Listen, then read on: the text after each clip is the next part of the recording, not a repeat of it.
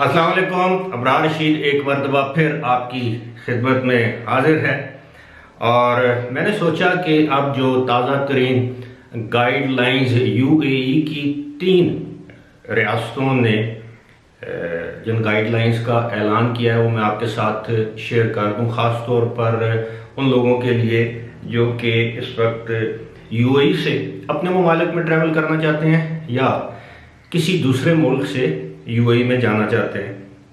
ख़ास तौर पर तो मैं पाकिस्तान की बात ही करता हूँ और तकरीबन पाकिस्तान, इंडिया, बांग्लादेश, श्रीलंका के लिए यूएई की कवानीन तकरीबन एक जैसे हैं, चाहे वो वीज़े से मुतालिक हों, चाहे वो कोविड-19 टेस्ट के हवाले से हों, चाहे वो दीगर सफरी मामला के हवाले से हों। सबसे पहले तो मैं जिक्र करूँगा दुबई का, उसके बाद मैं बताऊँगा कि शारजा और अबू धाबी के क्या कवानीन हैं। अगर आप दुबई, शारजा या अबू धाबी से अपने मुल्क वापस जाना चाहते हैं और आप वहाँ के शहरी हैं, आप वहाँ के रेजिडेंट वीज़ा होल्डर हैं, तो आप इस तरह कर सकते हैं कि आपको वहाँ से एक अप्रूवल लेना पड़ेगी अपने मुल्क में जाने के लिए।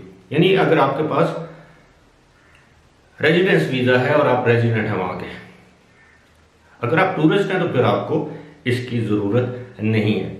उसके बाद आपको कोविड-19 का टेस्ट करवाना पड़ेगा और उस टेस्ट के 96 घंटे के अंदर अंदर आपको अपने मुल्क में जाना पड़ेगा।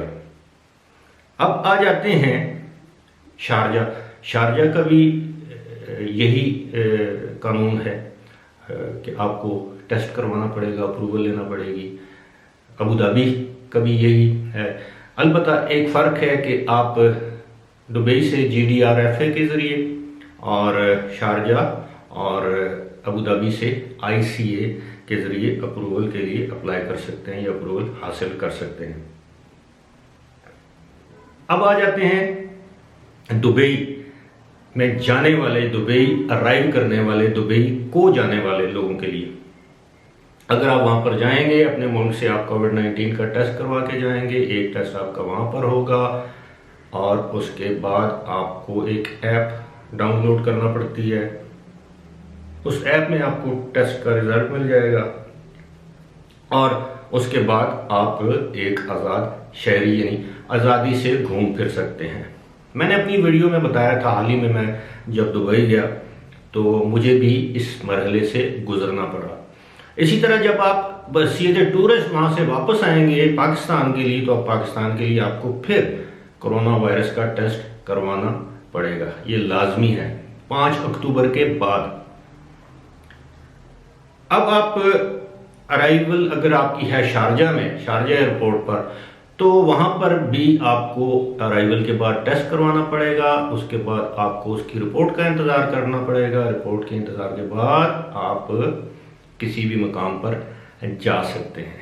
लेकिन अगर आप अबू धाबी अराइव करते हैं, इसी तरह अपने मुल्क से कोविड-19 नेगेटिव टेस्ट लेके आएंगे, एज ए विजिटर मैं बात कर रहा हूँ, उसके बाद या एज ए रेजिडेंट, उसके बाद आप वहाँ पर अबू धाबी जब अराइव करेंगे, एक चीज़ मैं और वाज़ेह कर दूँ कि अगर आप अबू धाबी के रेजिडेंट हैं और वापस जाना चाहते हैं तो उसके लिए आपको ICA की जो UAE-entry.ica.government.ae जो लिंक है उस पर जाएंगे, आप अपने डॉक्यूमेंट्स की वेरिफिकेशन करवाएंगे। ये अप्रूवल नहीं है, आप अपने डॉक्यूमेंट्स वेरीफाई करवा सकते हैं। एक ग्रीन सिग्नल आ जाएगा कि जी your documents have been verified and you can proceed to UAE। जब आप वहाँ पर जाएंगे एज ए टूरिस्ट या एज ए रेजिडेंट, आपको एक मरतबा फिर अबू धाबी एयरपोर्ट पर PCR कोविड-19 टेस्ट करवाना पड़ेगा और उसके बाद आपको अबू धाबी में 14 दिन 14 डेज आपको क्वारंटीन में रहना पड़ेगा। अब मिसाल के तौर पे अगर आप लैंड करते हैं दुबई में और आप बाय रोड जाना चाहते हैं अबू धाबी, तो अबू धाबी जाने के लिए एक मरतबा फिर आपको या तो आपको वो टेस्ट 48 घंटे पुराना है, फिर तो ठीक है, 48 घंटे के अंदर अंदर फिर आप जा सकते हैं। लेकिन अगर नहीं है तो आपको वहाँ पर लेजर टेस्ट या पीसीआर टेस्ट करवाना पड़ेगा अबू धाबी जाने के लिए, और वहां पर जाके 5वें दिन फिर आपको पीसीआर टेस्ट करवाना पड़ेगा और उसके रिजल्ट आने तक आपको क्वारंटीन में रहना पड़ेगा।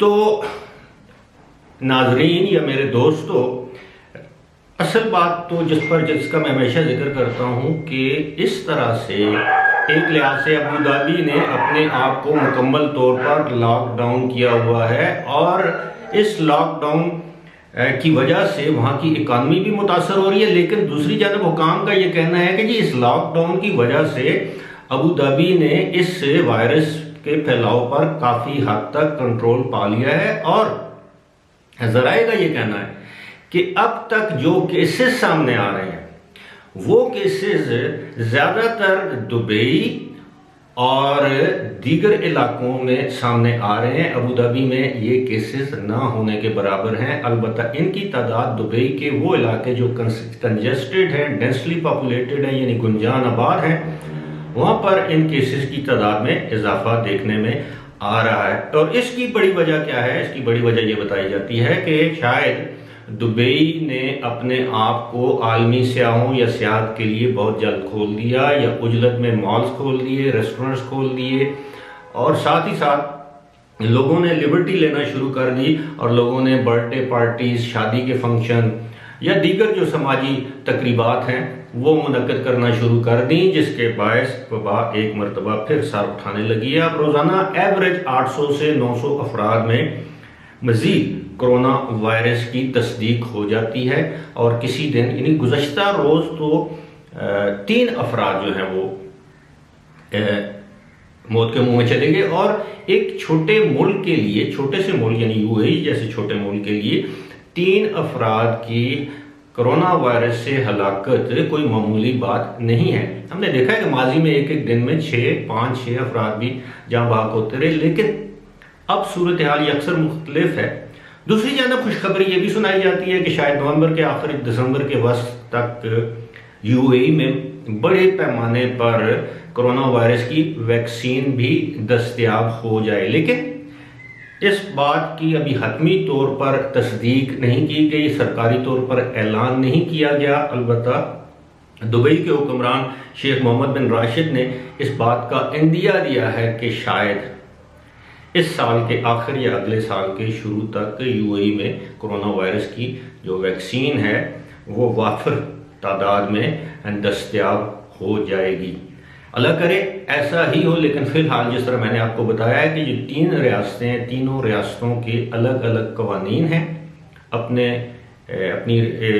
शारजा, अबू धाबी और दुबई से दूसरे मुल्कों में जाने के लिए, और दूसरे ममालिक के अफराद की, चाहे वो यूएई रेजिडेंट हों या टूरिस्ट या विजिटर्स हों, उनकी दुबई, शारजा और अबू धाबी में आमद के लिए अलग कवानीन और शराइत हैं। फिलहाल इसी के साथ मुझे दीजिए इजाज़त। खुदा हाफिज़।